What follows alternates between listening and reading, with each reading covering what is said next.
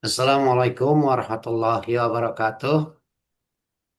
Waalaikumsalam. Waalaikumsalam. Waalaikumsalam warahmatullahi Warahmatullahi wabarakatuh. wabarakatuh. Bismillah, alhamdulillah, wassalatu wassalamu ala rasulillah, amma ba'du, qala rabbi shrah li sadri, wa yassir li amri, wa hlul uqdatam min lisani yafqahu qawli.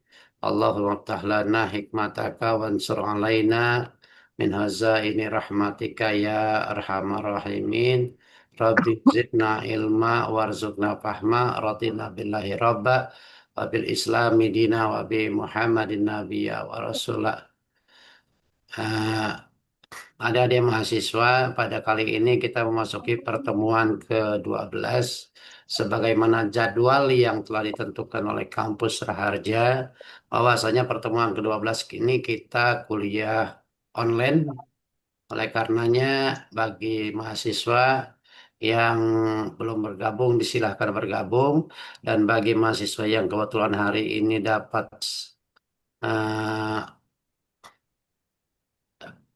dapat tugas presentasi PPT-nya, silakan untuk presentasi ya. Sebentar dulu nih, ada permasalahan ya. Bentar ya.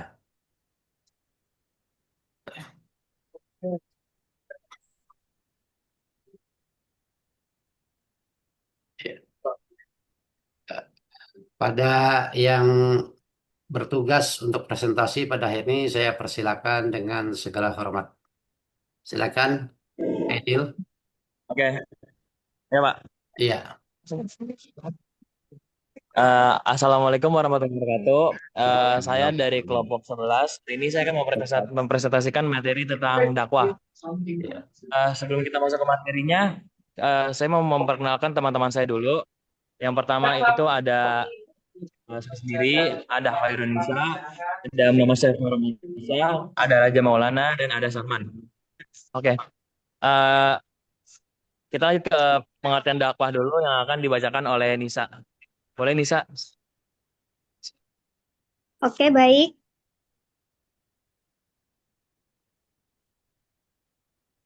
Oh ya, Ya, silakan. pengertian dakwah. Dakwah berasal dari bahasa Arab da'a, yad'u, dakwatan yang berarti mengajak, menyeru, dan memanggil. Dalam Islam, dakwah adalah mengajak orang lain untuk beriman kepada Allah dan mengamalkan ajaran Islam. Dakwah bisa dilakukan melalui lisan, tulisan, dan perbuatan dalam kehidupan sehari-hari. Terus. Lanjut ke dalil dakwah. Dalil dakwah ada pada Quran Surat Al-Imran ayat 104 yang berbunyi A'udzubillahi minasyaitonirrajim. Bismillahirrahmanirrahim. Wal takum minkum ummatun yad'una ilal khairi wa ya'muruna bil ma'rufi wa yanhauna 'anil munkar wa ulaika humul muflihun, yang artinya, dan hendaklah di antara kamu ada segolongan orang yang menyeru kepada kebajikan, menyeru berbuat yang ma'ruf, dan mencegah dari yang mungkar, dan mereka itulah orang-orang yang beruntung.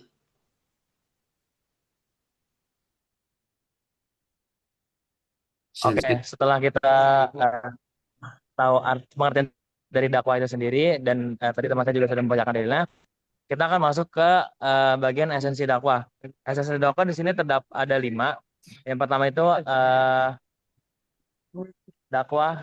Dakwah adalah menyelamatkan al-inqadh. Artinya itu eh, ini adalah esensi paling dasar dari dakwah. Yaitu keinginan seorang mukmin untuk menyelamatkan saudaranya dari keburukan di dunia dan azab di akhirat, seperti melihat seseorang berjalan menuju jurang. Dakwah adalah teriakan peringatan atau tangan yang menarik orang tersebut agar tidak jatuh. Motivasinya bukan karena merasa lebih suci, melainkan karena rasa peduli, empati yang tinggi terhadap nasib orang lain. Yang kedua ada mengeluarkan dari kegelapan menuju cahaya. Dalam bahasa Al-Quran, ini disebut minas zulumati ilan nur. Esensi dakwah adalah proses pembebasan manusia, membebaskan akal manusia dari kebodohan, membebaskan jiwa dari penghambaan kepada makhluk, seperti materialisme, jabatan, dan hawa nafsu, menuju penghambaan hanya kepada Sang Pencipta, yaitu Tauhid. Terus yang ketiga ada dakwah adalah cinta dan kasih sayang rahmatan. Dakwah adalah warisan para nabi. Sifat utama Nabi Muhammad SAW dalam berdakwah adalah lemah lembut dan penuh kasih sayang. Dakwah yang kehilangan esensi kasih sayang akan berubah menjadi ejekan, penghakiman, atau pemaksaan. Jika dakwah dilakukan dengan kebencian atau caci maki, maka esensinya telah hilang karena tujuan dakwah adalah ta'lif al-qulub, yaitu melembutkan dan menyatukan hati, bukan memecah belah. Yang keempat itu ada perbaikan berkelanjutan atau islah. Esensi dakwah adalah semangat untuk terus melakukan perbaikan reformatif, amar ma'ruf, membangun dan melestarikan nilai-nilai kebaikan yang ada di masyarakat, nahi mungkar, mengikis hal-hal yang merusak tatanan sosial dan moral. Tujuannya adalah menciptakan masyarakat yang damai, adil, dan beretika. Baldatun tayyiban wa rabbun ghafur. Yang terakhir ada bukan memaksa, tapi menyampaikan. Artinya adalah penting untuk diingat bahwa esensi dakwah terletak pada ikhtiar penyampaiannya, bukan pada hasil hidayah. Seorang pendakwah bertugas menyampaikan kebenaran dengan cara terbaik. Ahsan. Urusan apakah orang tersebut mau menerima atau berubah, itu adalah hal prerogatif Allah, hidayah. Ini mengajarkan kerendahan hati. Kita hanya kurir kebenaran, bukan pemilik kebenaran yang bisa memvonis surga atau neraka orang lain. Setelah kita mengetahui sisi dakwah itu sendiri, kita akan masuk ke tujuan dakwah. Di sini tujuan dakwah ada 5 juga. Yang pertama itu secara garis besar, tujuan dakwah dalam Islam bukan sekedar ceramah, melainkan sebuah upaya untuk mengajak manusia ke jalan kebaikan dan kebenaran. Tujuan ini mencakup aspek spiritual, sosial, dan moral. Di sini rincinya ada 5. Yang pertama tuh mengajak manusia ke jalan Allah atau tauhid. Ini adalah tujuan paling fundamental dakwah, bertujuan untuk memperkenalkan dan mendekatkan manusia kepada penciptanya, Allah Subhanahu wa taala. Dari kegelapan menuju cahaya, yaitu mengubah ketidaktahuan jahiliyah menjadi pengetahuan tentang Islam, memurnikan akidah, meluruskan keyakinan agar hanya menyembah Allah semata, tauhid, dan menjauhi kesyirikan. Yang kedua ada menegakkan amar ma'ruf nahi mungkar. Ini adalah konsep inti dalam etika sosial Islam.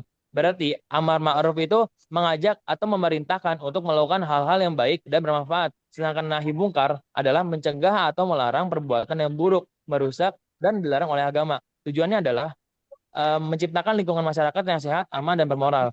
Di poin ketiga itu ada menyempurnakan akhlak manusia. Rasulullah SAW bersabda bahwa beliau diutus untuk menyempurnakan akhlak yang mulia. Oleh karena itu, dakwah bertujuan untuk membentuk kepribadian yang santun, jujur, dan berintegritas, memperbaiki hubungan antar sesama manusia atau hablum minan nas. Yang keempat ada mencapai kebahagiaan dunia dan akhirat atau falah. Dakwah tidak hanya fokus pada kehidupan setelah mati, tapi juga kesejahteraan di dunia. Dunia itu memberikan panduan hidup agar manusia tenang, terarah, dan harmonis. Sedangkan akhirat menyelamatkan manusia dari siksa neraka dan meraih surga. Di poin terakhir itu adalah ada menjadi rahmat bagi semesta alam, rahmatan lil alamin. Dakwah bertujuan menyebarkan kasih sayang Islam kepada seluruh makhluk, bukan hanya umat Islam saja. Islam harus membawa kedamaian, keadilan, dan kemaslahatan bagi masa kita. Sini ada catatan penting dalam Quran surat An-Nahl ayat 125. Allah mengingatkan bahwa dakwah harus dilakukan dengan hikmah atau kebijaksanaan, mauizan hasanah, pengajaran yang baik, dan juga mujadalah, diskusi yang santun. Oke, setelah saya menjelaskan esensi dakwah dan tujuan dakwah, di sini ada hukum dakwah. Hukum dakwah akan dibacakan oleh Sarman. Dipersilakan. Baik, terima kasih. Jadi hukum dasar dakwah itu fardu ya, wajib. Cuman kemudian ada sebagian ulama membagi menjadi 2, yaitu fardu kifayah atau kewajiban kolektif, dan fardu ain. Fardu kifayah itu eh, jika kewajiban itu sudah dilaksanakan oleh sebagian umat Islam yang mampu dan syarat, misalnya ulama, dai, maka gugurnya kewajiban tersebut bagi kita, bagi yang lain. Sementara untuk fardu ain, itu kewajiban yang harus dilaksanakan oleh setiap individu muslim yang balik, berakal, dewasa, sesuai dengan kemampuan dan kapasitas masing-masing.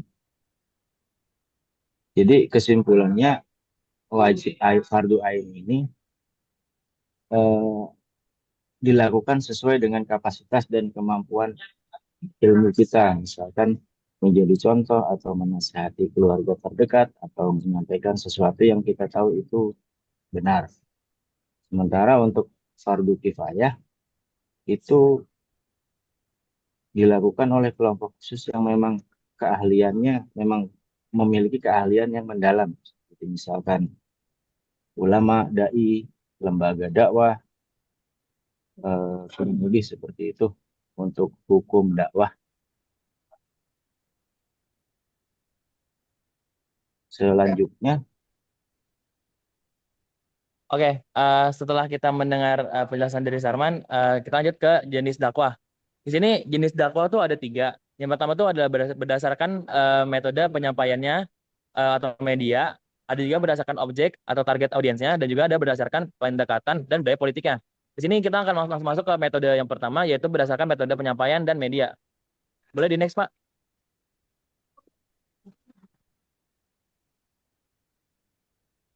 Oke, di sini ada metode dakwah yang pertama, yaitu berdasarkan medianya.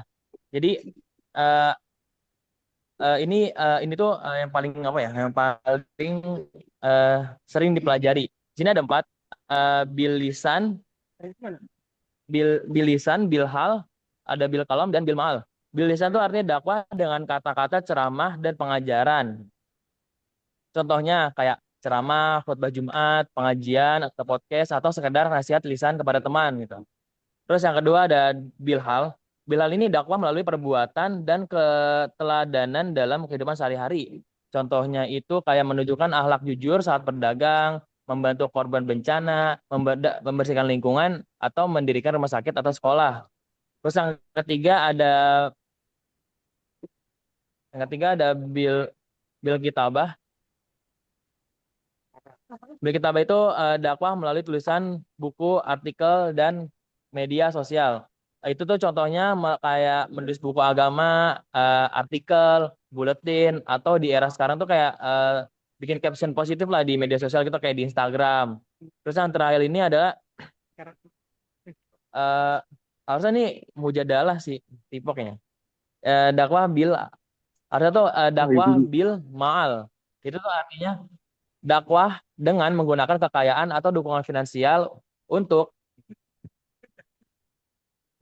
membantu yang membutuhkan demi mendekatkan diri kepada Islam. Contoh itu donasi untuk membangun masjid, beasiswa pendidikan, atau santunan kepada mualaf. Gitu. Oke, boleh di next, Pak. Nah, di sini ada metode yang kedua, yaitu berdasarkan objek atau target audiensnya. Jadi kalau ini tuh dilihat dari siapa yang didakwahinya atau yang dimakdunya. Dakwah dibagi menjadi 3. Yang pertama itu ada dakwah fardiyah atau individual. Ini tuh biasa dilakukan antar personal, kayak satu orang atau biasanya lebih mendalam dan menyentuh hati. Ini tuh contohnya kayak kita tuh menasihati adik kita atau teman dekat secara 4 mata gitu. Jadi kayak kita uh, ngomongnya 4 mata, kita nggak ceramahin gitu. Nah, terus ada yang kedua itu ada dakwah ammah atau umum atau massa. Ini ditujukan kepada orang kalangan banyak atau masyarakat luas. Contohnya kayak tablik akbar atau siaran televisi. Yang terakhir itu ada dakwah fi'ah atau kelompok khusus. Ini tuh ditujukan kepada komunitas tertentu dengan pendekatan yang spesifik. Itu tuh contohnya kayak dakwah kepada komunitas punk atau kalangan eksekutif atau narapidana gitu. Oke, boleh di next, Pak. Nah, yang terakhir ini ada dakwah berdasarkan berdasarkan pendekatan budaya dan politik. Ini tuh terbagi menjadi dua. Yang pertama tuh ada dakwah kultural. Itu mendekati masyarakat melalui adat istiadat dan budaya lokal agar Islam mudah diterima tanpa menghapus identitas lokal. Contohnya tuh kayak metode Wali Songo gitu, menggunakan wayang untuk menjabarkan Islam di Jawa. Terus ada juga dakwah struktural. Ini tuh menggunakan jalur kekuasaan politik atau kebijakan pemerintah untuk menegakkan nilai-nilai kebaikan. Itu tuh contohnya kayak membuat undang-undang zakat atau peraturan daerah yang mendukung moralitas. Itu untuk metode dakwah dan juga tadi dari eh, hukum dari jenis dakwanya. Oke Pak, boleh next Pak. Nah, sekarang kita masuk ke sarana dakwah. Sarana dakwah ini akan kembali dibacakan oleh Sarman. Silakan. Baik, terima kasih. Eh, Kalau untuk sarana dakwah itu bisa macam-macam ya, karena dakwah itu kan ya sederhananya adalah mengajak. Jadi bisa dari tempat. Kalau tempat itu contohnya seperti masjid atau rumah-rumah pun bisa. Kalau mungkin di sekitaran kita sudah ada pengajian rutin seperti itu kan. Itu juga adalah tempat untuk dakwah sebenarnya. Biasanya di setiap pengajian itu ada ustadz atau ustazahnya yang ceramah atau mengajari jamaahnya tentang agama. Kemudian sarana lisan atau tulisan, lisan dan tulisan. Lisan itu bisa kitab, buku, eh, lisan itu ya pidato ya, ceramah, khutbah. Kalau tulisan itu pamflet, buku, eh, artikel, media cetak. Kemudian untuk apalagi kalau untuk sekarang kan ada media elektronik, eh, bisa video, YouTube dan semacamnya. Kemudian seni dan budaya, sholawat, misalnya, nasyid dan semacamnya. Eh, yang terakhir sarana kelembagaan dan organisasi. Ini ada korelasinya dengan yang sebelumnya ya. Jadi bisa lewat sekolah, pesantren, atau organisasi seperti kalau di kampus mungkin ada HMI, kurang lebih seperti itu Pak. Eh, Next, untuk tantangan Oke. dalam berdakwah. Sekarang masuk ke tantangan dalam berdakwah. Ini tuh akan dibacakan oleh Raja Maulana. Oke, Raja boleh dibacakan. Baik, terima kasih. Yang tantangan dalam berdakwah.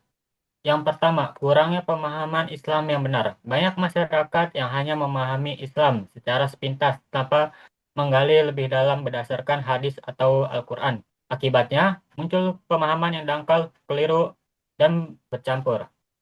Hal ini membuat ajaran Islam semakin tampak tidak utuh dan mudah disalah diartikan. Yang kedua, hoax dan informasi palsu di media sosial. Media sosial sering menjadi tempat penyebaran informasi keagamaan tanpa verifikasi. Banyak hoax, potongan ceramah, atau fatwa palsu yang sering beredar. Karena tidak semua orang melakukan cek fakta, informasi salah ini mudah menyesatkan dan memicu kesalahpahaman antara ajaran Islam. Yang ketiga, kurangnya keteladanan dari para pendakwah. Tidak sedikit pendakwah yang berilmu tetapi belum mampu menunjukkan akhlak yang baik dalam tindakan sehari-hari. Ketika perilaku pendakwah tidak sesuai dengan pesan yang disampaikan, masyarakat menjadi ragu atau kehilangan kepercayaan terhadap dakwah yang dibawakan. Yang keempat, munculnya dakwah yang mengandung unsur kekerasan. Sebagian kelompok menyampaikan dakwah dengan nada keras, menyudutkan, bahkan memprovokasi. Model dakwah ini seperti ini tidak mencerminkan rahmat lil alamin dan justru menimbulkan citra negatif terhadap Islam. Dakwah seharusnya dilakukan dengan hikmah, kelembutan, dan dialog yang baik. Yang terakhir, kurangnya minat masyarakat dalam kajian keislaman. Sebagian masyarakat lebih tertarik pada hiburan atau kegiatan lain daripada mengikuti kajian keagamaan. Faktor kesibukan, kurangnya motivasi belajar agama, serta tidak adanya pendekatan dakwah yang menarik membuat literasi keislaman masyarakat rendah. Padahal pemahaman agama yang baik bisa mencegah kesalahpahaman dan konflik. Lanjut untuk solusi untuk dakwah yang efektif. Di sini kita dapat menggunakan bahasa yang mudah dipahami, menampilkan akhlak yang baik dalam kehidupan sehari-hari, memanfaatkan media digital untuk menyebarkan dakwah, menjalin hubungan baik dengan masyarakat sekitar, dan membantu masyarakat dengan aksi yang nyata. Oke, terima kasih Raja. Setelah dari kita mendengarkan tantangan dan solusinya, yang terakhir kita akan udah masuk kesimpulan. Kesimpulan ini akan dibacakan oleh Muhammad Syafa. Jadi kesimpulan dari jadi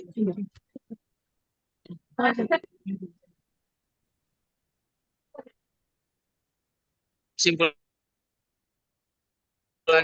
dakwah adalah kewajiban setiap muslim untuk mengajak kepada kebaikan dan menjauhi kemungkaran. Kedua, dakwah harus dilakukan dengan hikmah, nasihat yang baik, dan contoh yang teladan. Yang ketiga, perkembangan teknologi dapat dimanfaatkan untuk dakwah yang lebih luas dan efektif. Yang keempat, mari berdakwah dengan santun, damai, dan penuh kasih sayang. Oke, terima kasih ya Pak. Mungkin cukup presentasi dari kami. Apakah ada yang ingin bertanya?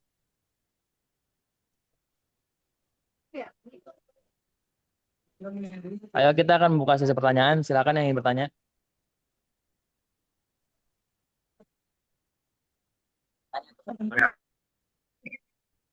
Silakan. Yang bertanya dicatat ya, Dil. Baik, perkenalkan nama saya Sadan Paulis Kartalgawa dari Prodi Manajemen Retail. Izin bertanya, menurut kalian nih, dari semua sarana dakwah yang ada, mana yang paling efektif untuk generasi muda dan mengapa?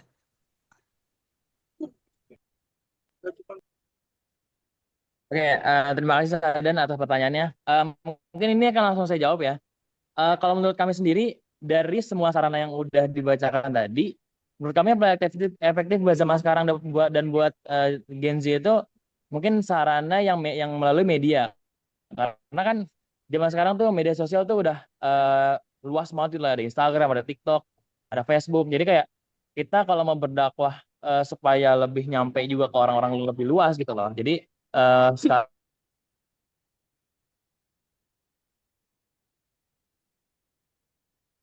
Itu sinyalnya, Dil. jadi menurut kami itu lebih enak, juga gampang diaksesnya gitu lah. Apakah cukup?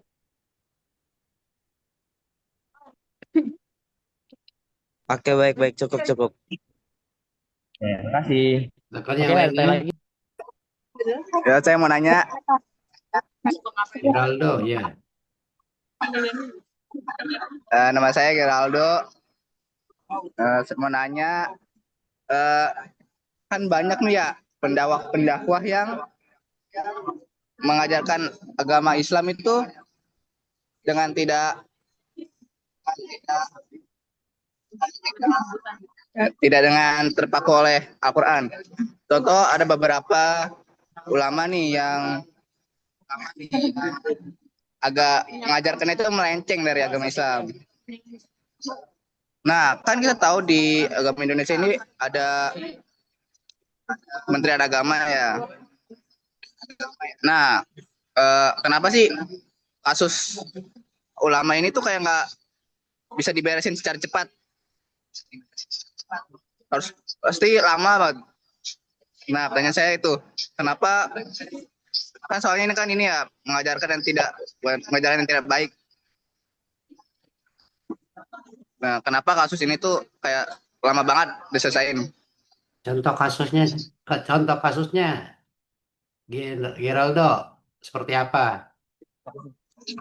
Contoh kasus Pak, Ya. ini ada namanya Gufron. Ini dia tuh Oh, mengatakan bahwa Rasulullah itu menggunakan bahasa Suryani, bukan bahasa Arab. Nah, itu Pak. ya ya. Silakan Del, jawab Del.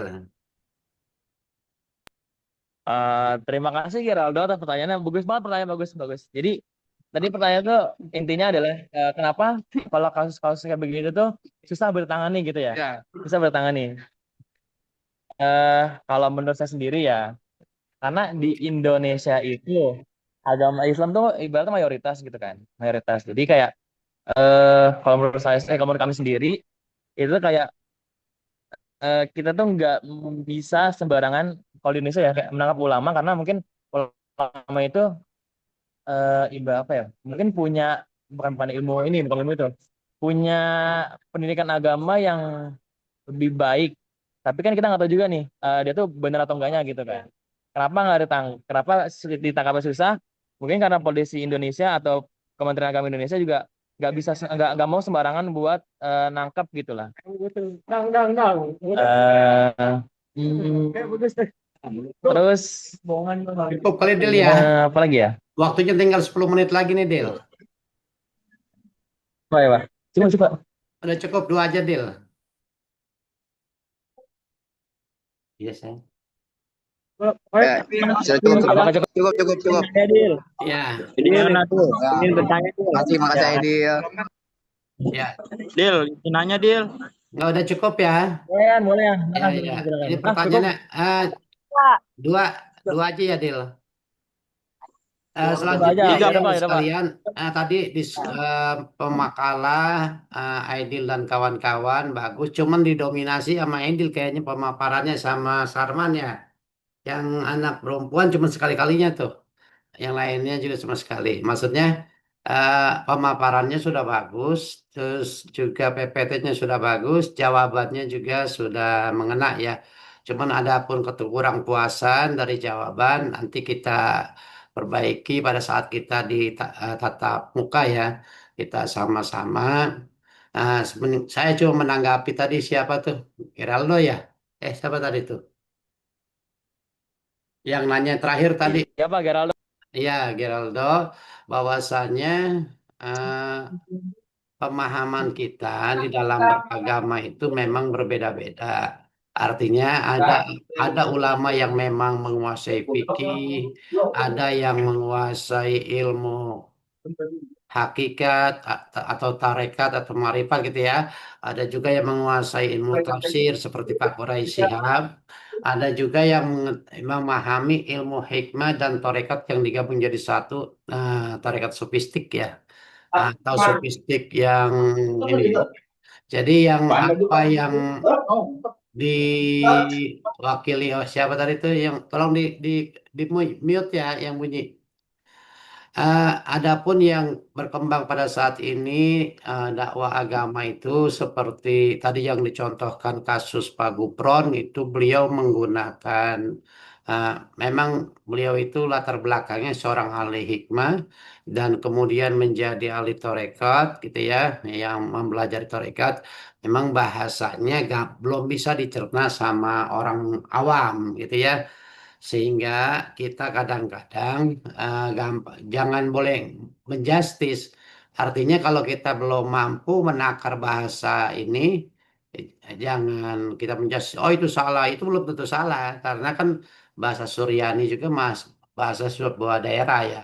Kalau misalnya Rasul itu menggunakan bahasa Ibrani, yaitu semuanya para nabi yang lahir di Palestina itu menggunakan bahasa Ibrani dan banyak juga bahasa Suryani. Ada lagi bahkan Injil digunakan dengan bahasa Armenia kalau tidak salah itu ya, saya lihat itu ya.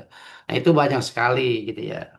Karena kan nabi itu ada banyak 124.000. Bahkan ada yang mengatakan para ahli sejarah Sokrates dan Plato itu termasuk juga nabi. Bahasanya berarti bahasa Yunani gitu ya. Karena karena dia menggunakan bahasa daerah masing-masing gitu ya. Jadi para nabi, Nabi Muhammad dia menggunakan bahasa Arab karena lahirnya di Arab. Nabi Ibrahim ya bahasa Ibrani, makanya disebut Ibrahim itu Ibrani ya istilahnya bahasa Ibrani. Gitu ya. Adapun nanti uh, Menteri Agama yang mewakili pemerintah itu sebenarnya mencakup semuanya agama, bukan cuma satu agama. Sudah memberikan contoh yang baik, ya artinya Islam tuh sebenarnya harus merangkul semua agama yang ada di suatu negara, gitu ya. Seperti dicontohkan oleh Baginda Rasul. Baginda Rasul ketika memimpin Madinah, beliau merangkul agama Majusi, agama Yahudi, dan agama Nasrani, serta orang-orang ateis juga masih dirangkul. Tujuannya apa? Untuk menunjukkan bahwa agama dalam Islam itu dakwah mengajak kepada kebaikan tidak melihat daripada eh, agama saja, tapi mencontohkan, memberikan tauladan bahwa Islam itu adalah tinggi, lebih tinggi daripada ajaran-ajaran yang lain. Gitu ya, barangkali ya. Eh, eh, Waktunya tinggal sedikit lagi, ada sekalian. Ini tinggal 5 menit lagi. Nanti saya ingin menjelaskan bahwasanya nanti setelah kita eh, kuliah tatap muka dengan online ini, terus kerjakan soal yang ada di pertemuan 12, kemudian nanti diupload ya masing-masing di akunnya masing-masing. Adapun bagi mahasiswa yang kebetulan, misalnya salah satunya nih seperti Aidil ya, Aidil atau Sarman yang kebetulan saat ini berpresentasi, berarti ada dua tuh. Uploadnya jadi sekaligus ya linknya. Satu, linknya ada tiga, link PPT, ya, link eh, jurnal yang diambil ya, diambil sebagai referensi.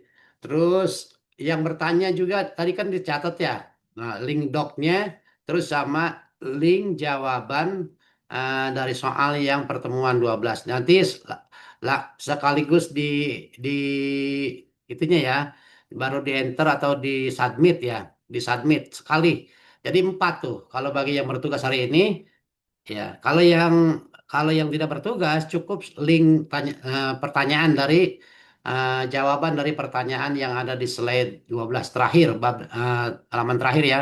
Nah, nanti tugas mandiri itu akan dinilai sama saya pada pas saat akhir setelah kita UAS. Kebetulan soal UASnya sudah saya upload di Edu, tapi jangan dibuka sekarang. Kalau dibuka nanti takutnya tidak bisa buka saat Anda UAS, karena itu sekali buka udah dianggap udah mengerjakan gitu ya. Jangan sampai kejadian beberapa waktu UTS kemarin dan juga waktu UAS yang tahun lalu gitu ya. Jadi ada kesalahan dari mahasiswa sehingga dia mengajukan ujian susulan, dan itu akan mempersulit. Kalau sudah ujian susulan berarti banyak yang harus di ini dengan saya, dengan RPU, dengan kepala jurusan, dan akhirnya menghambat nilainya sendiri. Ini ada yang terus sampai di sini penjelasan saya cukup. Ada yang bisa dipahami atau ada yang mau bertanya? Silakan.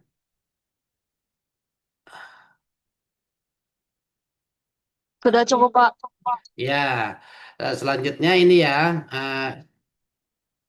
eh, bagi petugas khususnya, tadi jangan lupa menguploadnya nanti di Aidu, ya, di empat link jadi sekali sekali submit ya. Kalau yang tidak tugas cukup satu aja. Dan saya harapkan semua mahasiswa itu mengerjakan tugas yang mandiri yang dikerjakan ataupun yang terlambat bisa nyusul. Jadi pertemuan 1, 2, 3, 4 misalnya begitu ya, dimasukkan ke apa namanya ke satu link yang sedang dibuka sekarang atau yang tugas yang sedang dibuka sekarang. Jadi jangan sampai ada yang tidak mengerjakan, karena kalau tidak mengerjakan tidak akan dapat nilai, karena saya akan menilai seobjektif mungkin gitu ya. Dan kalau bagi mahasiswa yang rajin, terus kehadirannya bagus, nanti bisa saya lihat di kelas gitu ya. Nah, untuk selanjutnya saya mau eh, absen dulu nih, lihat absensi yang ini aja deh. Yusuf Febrian ada nggak? Yusuf Febrian. Yusuf Febrian. Terus ini kayaknya udah hadir 45 mahasiswanya ada. Febian Andika ada nggak? Febian Andika. Tidak ada ya. Terus Yusuf Febian, ya udah. Berarti mahasiswanya masih ada yang belum hadir. Yang izin apa atau bagaimana ini? Dapat informasi mahasiswa yang hadir saat ini ada 44. Berarti masih ada 6 orang yang ditambah itu dikurang 2 tadi. Berarti 4 orang lagi. Pak, Andrian, Pak. Andrian Oh, di belum. mana? Oh, belum. Andrian mana? Mana sih? Video mana? Bentar, Pak. Bentar, Pak. Oh, itu satu video berdua ya? Satu Zoom. Iya, Pak. Baterai saya dicas. Baterai Iya. saya dicas. HP dicas, HP. Iya, iya. Ya udah. Bapak saya juga berdua, Bapak. Siapa tuh? Haliza. Neng. Neng Saya Mutiara juga ya? satu HP Ya, bertiga, sama Pak. Haliza, Bapak. Wisnu bertiga dengan siapa? Wisnu. Wisnu, Pak. Pak. Satu. Ya, ya